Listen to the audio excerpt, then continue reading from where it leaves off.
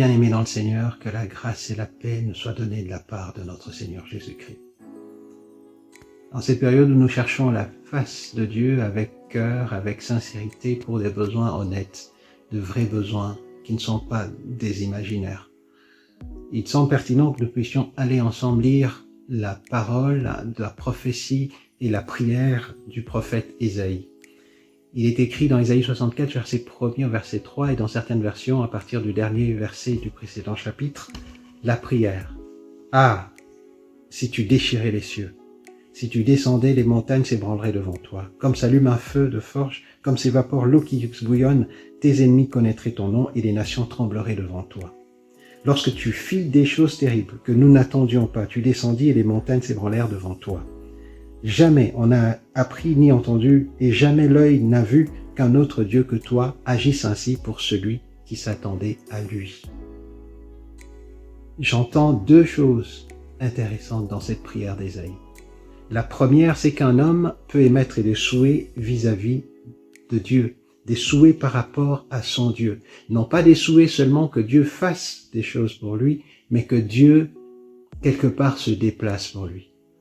Il est écrit que les cieux se déchirent, que les montagnes soient ébranlées. Quelle extraordinaire audace! Mon frère, ma sœur, écoutons le cœur du prophète à qui Dieu parlait. Il a dit, si tu déchirais les cieux. Et pourquoi nous arrêterions-nous en chemin? Nous pouvons demander au Seigneur des choses que Dieu seul peut faire. Que pensons-nous que Dieu seul peut faire? Demandons-le lui. Il est là, il entend et il répond. La deuxième chose essentielle que cette parole nous enseigne, c'est que Dieu a fait déjà des choses que nous n'attendions pas. Il est écrit là dans le prophète Ésaïe, « Lorsque tu fis des choses terribles que nous n'attendions pas, tu descendis et les montagnes s'ébranlèrent. » La troisième chose à dire, là, c'est que les choses que Dieu a déjà faites nous encouragent et nous enseignent sur les possibilités à venir. Les Écritures, la Sainte Parole est remplie des choses que Dieu a déjà faites. Jésus a déclaré à l'aveugle de Jéricho, « Que veux-tu que je fasse pour toi ?» Il a dit cela afin de nous enseigner. Oui, il y a des choses qu'il y a dans notre cœur qui sont des besoins, parfois même déposés par Dieu afin que nous puissions vivre sa gloire.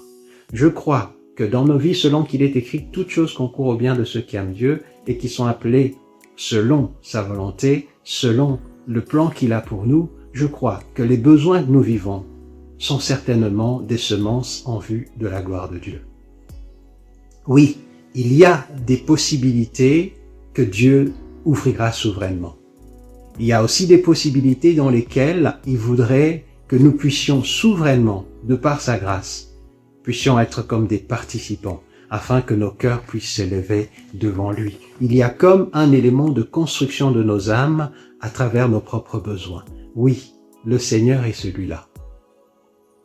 Et mon frère, ma sœur, alors que nous arrivons tout doucement vers cette fin de cette période, j'ai envie de dire non, ce n'est pas fini. Souvenons-nous du prophète Élisée alors que son enseignant Élie lui disait « Reste ici car je dois aller plus loin, l'Éternel m'appelle. » Il a dit « C'est vrai que l'Éternel est vivant, je serai avec toi. » Et lorsqu'il a demandé quelque chose de fort, Élie lui a dit « Si tu me vois partir, alors cela sera possible pour toi.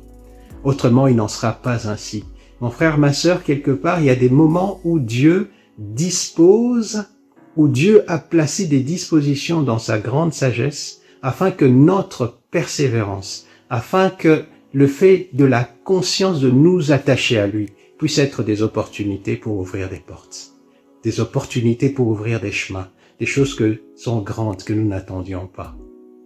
Que le Seigneur permette que nos cœurs puissent le regarder en permanence.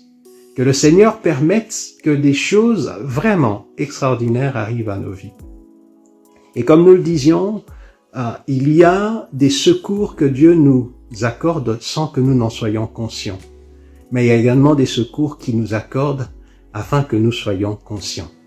David priait et disait à son Dieu, « Je saurai que tu m'aimes si mon ennemi ne triomphe pas de moi. Oui, Dieu avait déjà triomphé de plusieurs ennemis de David à son insu.